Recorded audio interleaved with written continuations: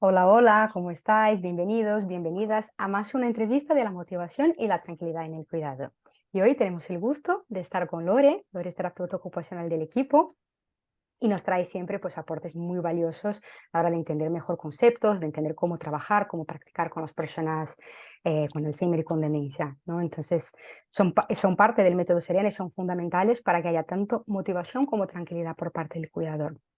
Así que bueno, el tema que queremos profundizar hoy es realmente qué comparten niños y personas adultas, ¿no?, con Alzheimer o demencia, porque es un punto que se suele escuchar mucho, ¿no? Es que se ha vuelto un niño, ¿no? Es que es mi bebé, no es que se porta de X manera, ¿no? Y al final eso lo extrapolamos. Hay algunas cosas que sí que pueden ser similares, otras cosas pues no lo son. Y al final pues lo extrapolamos y a veces eso puede limitarnos a la hora de actuar, a la hora de cuidar mejor y a la hora incluso de tener mejores respuestas de la persona, ¿no? Incluso a veces tenemos algunos sesgos porque al pensar que es una persona con Alzheimer, con demencia, pues ya no puede hacer las cosas o va a dejar de poder hacer, ¿no? Entonces quiero empezar justamente por ahí. Por eso que vemos, ¿no?, que los niños tienen una capacidad de aprendizaje y a lo mejor pensamos que las personas con Alzheimer o demencia no. Y realmente es aclarando eso, si las personas que tienen Alzheimer o que tienen demencia pueden seguir aprendiendo. Hola Camila. Bueno, pues sí, las personas que tienen una demencia pues pueden seguir aprendiendo y sobre todo pues en las primeras etapas es cuando más capacidad tienen o cuando han sufrido un ictus, ¿no? Cuando la demencia es asociada a un ictus, pues, pues es muy importante que sigan practicando, que sigan realizando rehabilitación y actividades porque sí que pueden aprender. Es una capacidad que tiene nuestro cerebro que se llama plasticidad cerebral y eso, que con esa actividad y esa rehabilitación pues hacen que se creen nuevas conexiones entre las neuronas de nuestro cerebro y eso, que podamos pues aprender actividades nuevas o volver a aprender actividades que ya habíamos olvidado, que realizábamos antes y que ya hemos olvidado. Por ejemplo, imaginemos pues que nuestro familiar con demencia pues se encuentra más limitado físicamente, puede salir menos de casa y encuentra interés pues en la actividad de jugar las cartas, pues porque sus amigos pues juegan a las cartas y dice, bueno, yo nunca he jugado, pero en este momento pues creo que podría estar bien, ¿no? Jugar a las cartas. Bueno, pues podemos enseñarle esta actividad nueva que nunca ha realizado. Siempre, pues, bueno, pues con juegos sencillos, siempre empezamos por lo sencillo a lo complicado, pero sí puede aprender una actividad nueva, como sería esta de jugar a las cartas. Esto es súper interesante porque, como mencionaba justo al abrirlo, muchas veces en el contexto familiar se da por hecho, ¿no?, que la persona solo va a perder o que como se ha olvidado algo, pues ya no vuelvo ni a probar ni a intentar porque pensamos que ya no hay posibilidades, ¿no? Entonces, saber eso creo que se pueden entrenar, que se pueden volver a realizar algunas actividades que se han dejado de hacer, creo que es fundamental para también poder actuar en esta línea, ¿no? Incluso en una entrevista anterior hablábamos de independencia, ¿no? Está por aquí también si queréis repasarla, la dejo en los comentarios, en la descripción de esta entrevista, porque es una entrevista súper importante e interesante sobre lo que es la independencia y la importancia de mantener la independencia. Y eso pues tiene que ver con lo que acabamos de hablar, ¿no? El saber que podemos pues reentrenar algunas capacidades también nos va a ayudar a que en el día a día la persona pueda colaborar más. Entonces, bueno, vamos a aclarar también, que creo que es importante en estas entrevistas, algunos conceptos, ¿no? A veces hablamos de practicar, a veces hablamos de rehabilitar. ¿Cuál es la diferencia? Bueno, pues practicar es lo que hacemos en nuestro día a día, lo que hacemos todos, ¿no? Todos los días practicamos nuestras actividades, ¿no? Las hacemos, las volvemos a hacer. Eso es practicar. El practicar pues nos sirve para mantener nuestras capacidades, tanto físicas, cognitivas, emocionales. Y luego, por otro lado, estaría la rehabilitación. La rehabilitación se realiza cuando hemos perdido una capacidad. Normalmente pues la rehabilitación la suele llevar a cabo pues un profesional, ¿no? Pues un médico, un fisioterapeuta, un terapeuta ocupacional, depende, ¿verdad?, del área que tengamos afectada. Entonces, por eso pues realiza una serie de ejercicios y de actividades para recuperar esa función perdida. Entonces, eso, la práctica lo que nos va a ayudar es a mantener y a mejorar. Y la rehabilitación, pues eso, a recuperar una capacidad perdida. Y también interesante pues esta diferenciación, ¿no? Porque en el contexto de casa, pues también de forma más informal tenemos la capacidad de practicar lo que ya tenemos para mantener estas habilidades antes de perderlas y por supuesto, ¿no? Si ya que hemos perdido, pues que pues tengamos este apoyo profesional para poder rehabilitar lo que sea posible, ¿no? Y hay un problema que vemos muchas veces en las familias común a la hora de practicar o de pensar, oye, pues quiero ayudar a que mi familiar esté más motivado, que esté más participativo, que es utilizar actividades o recursos que hacemos con niños. Entonces aquí es el punto de encuentro que hablaba al principio, ¿no? De qué diferencias hay realmente entre personas mayores y niños o personas con adultas con Alzheimer o con demencia y niños. Y Lore, bueno, he mencionado que es terapeuta ocupacional, trabaja en el área de geriatría, pero realmente en su formación pues, también está entrenada para trabajar con niños. Entonces, ¿qué diferencias significativas hay entre hacer una actividad con un adulto y con un niño? Bueno, pues tenemos que tener en cuenta varias cosas. Entonces, la primera, pues sería ya el lenguaje. Muchas veces, pues a los niños, cuando les hablamos, pues utilizamos diminutivos, ¿no? La mesita, la casita, le hablamos de manera muy sencilla, hacemos una entonación a veces un poco cantarina, ¿no? Pues para llamar su atención o estimular un poco su lenguaje. Y a veces, pues con las personas mayores, lo hacemos, pues eso, como forma también de cariño, ¿verdad? También les hablamos así, sin darnos cuenta de que esto no es ningún beneficio para la persona. Al contrario, lo que estamos haciendo es que no le demos valor, que pensemos pues, que ya no sirve, que no tiene capacidad, que es frágil como un niño, o sea, lo estamos infravalorando, hablándole así. Entonces, bueno, pues a una persona adulta pues tendremos que repetirle las cosas, se lo tendremos que decir más lento, le tendremos que hablar alto, pero no de manera infantil. Infantil. Luego, por otro lado, también el tipo de actividades. Como comentabas, Camila, a veces cuando se quiere hacer una actividad con una persona mayor, pues se coge el juego de un niño y se le pone a la persona mayor, ¿no? Bueno, pues es muy importante, trabajemos en el ámbito que estemos trabajando, con la persona que estemos trabajando, tener en cuenta, además de las capacidades, pues los intereses de la persona. Entonces, claro, cuando trabajamos con niños, pues utilizamos materiales pues, que tienen dibujos, que tienen animalitos, muñecos, porque esto es lo que les gusta a los niños. Cuando trabajamos con una persona adulta, pues tendremos que tener en cuenta sus intereses. Tendremos que saber, pues yo qué sé, si a esta persona le ha gustado viajar, pues podemos hacer actividades relacionadas con viajes. O si le ha gustado coser, pues relacionado con costura. O si le ha gustado leer. O sea, habrá que tener en cuenta sus intereses. Porque el trabajar con actividades que les motiven, pues eso, va a aumentar el interés en la actividad, va a hacer que la quiera realizar y también pues va a mejorar su autoconcepto, su autoestima, que se sienta mejor consigo mismo. Más cosas que debemos tener en cuenta son la capacidad de opinión y de decisión. Cuando estamos con un niño, pues muchas veces tenemos que decidir por el niño. ¿Por qué? Pues porque el niño no sabe lo que es bueno, no sabe lo que es malo, lo que tiene que hacer, lo que es peligroso. Entonces muchas veces pues decidimos con él, por él. Pero esto es diferente cuando estamos hablando de una persona adulta.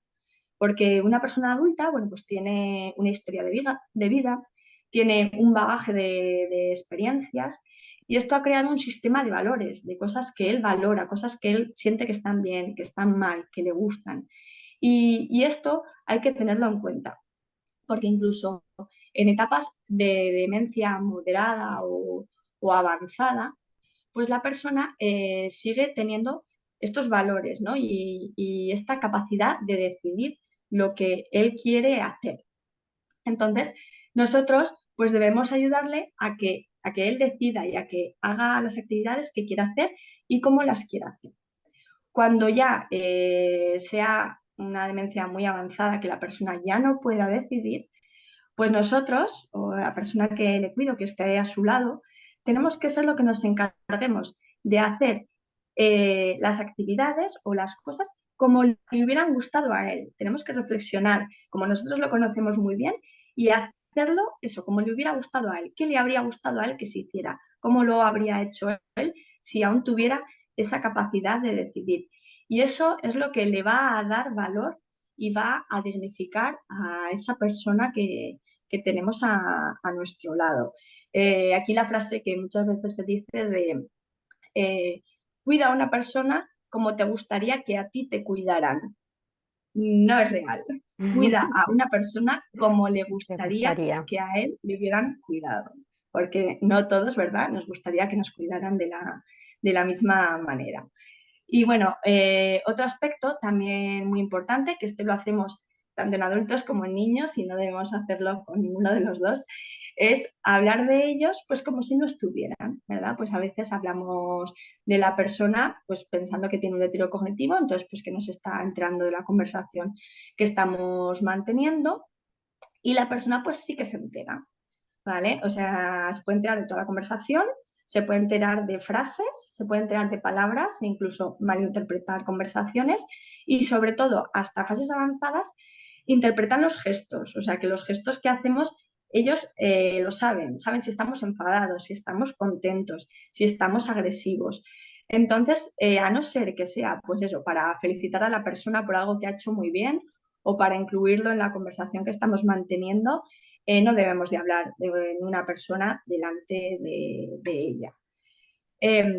Eso, tratar a una persona pues de manera infantil, como un sujeto débil o como una persona inútil, pues lo que hace es que acaba convirtiendo a la persona en un ser pues pasivo y dependiente, ¿verdad? Se lo acaba creyendo de tanto escucharlo.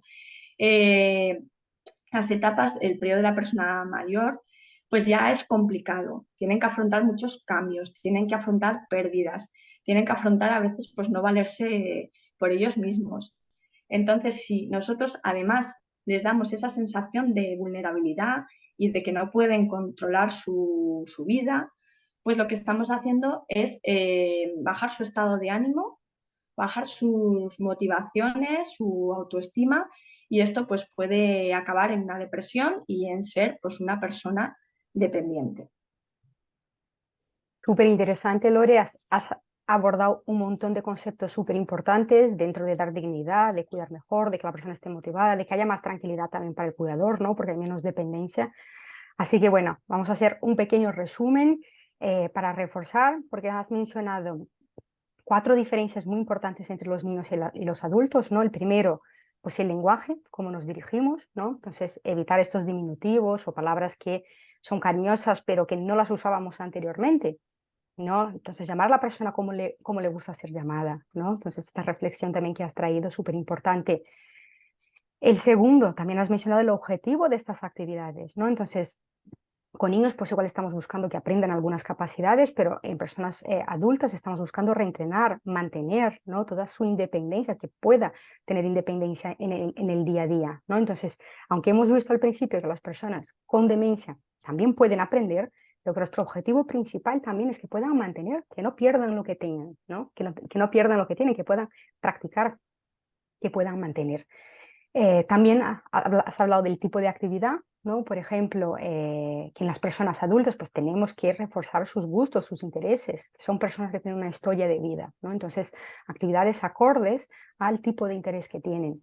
Por supuesto, autonomía, que también es algo que ya mencionamos en una entrevista anterior, esta capacidad de decidir, de dar opinión, ¿no? Que podamos respetar sus decisiones sobre qué quiere y qué no quiere hacer. Entonces, estos cuatro puntos a mí me quedan súper claros y creo que algo en común, ¿no? Porque hablábamos de las diferencias entre el trabajo con niños y el trabajo con adultos, algo en común que debemos evitar, además en ambos casos, es el hablar de la persona como si ella no estuviera, como si ella no entendiera, ¿no? Porque eso no solo es una falta de respeto también, pero la persona lo entiende y eso también puede dañar la relación y hacer que el cuidado al final sea mucho más difícil. Porque cuando no tenemos una buena relación, no hay confianza entre las dos personas que están compartiendo un techo, muchos momentos que son duros, pues si no hay esta confianza es mucho más difícil que consigamos que colaboren todo lo demás, ¿no? Entonces, para, para cerrar la entrevista de hoy, creo que es súper interesante que traigamos un ejercicio práctico, ¿no? Que podamos visualizar cómo es este trabajo con adultos, considerando todos esos puntos que hemos marcado. Entonces, bueno, imaginemos, por ejemplo, una persona con demencia que ha perdido la capacidad de abotonarse una camisa. ¿Cómo le podemos ayudar, Lore, desde la terapia ocupacional y con todo eso que hemos visto hoy? Bueno, pues lo primero que tenemos que saber es por qué ha perdido esa capacidad de abrocharse una camisa. Muchas veces, o si son primeras fases de una demencia o incluso en personas pues mayores, ¿no? Lo que ocurre es que han perdido la sensibilidad, no tienen la misma sensibilidad en los dedos. Entonces, el abotonarse una camisa, si nosotros lo pensamos, nosotros lo hacemos de manera automática y sin mirar, ¿verdad? Cogemos la camisa y decimos ti, ti, ti, ti, ti, y nos abrochamos la camisa, porque lo hemos hecho tantas veces, tenemos también el tacto de dónde está el ojal y el botón, que lo hacemos sin mirar y sin pensar. Entonces, una persona que ha perdido la sensibilidad, aparte de mirar, porque si no, pues no sabrá distinguir dónde hay un ojal o dónde hay un botón, pues deberemos reentrenar un poquito esta actividad. Pues eso, pues por ejemplo, realizando actividades de sensibilidad, pues metiendo objetos en una caja que no podamos ver y que tenga que tocarlos y notar qué objeto es. O con diferentes texturas, pues pasarlas por sus manos y que diferenciar pues si es áspero, si es suave, ¿vale? Luego también va a ser muy importante pues eso, el reentrenamiento, el practicarlo, bien sea sobre sí mismo o sobre una mesa si nos es más sencillo. En el caso de que aún así no pueda realizarlo, pues adaptaremos un poquito la actividad, pues a lo mejor con botones más grandes.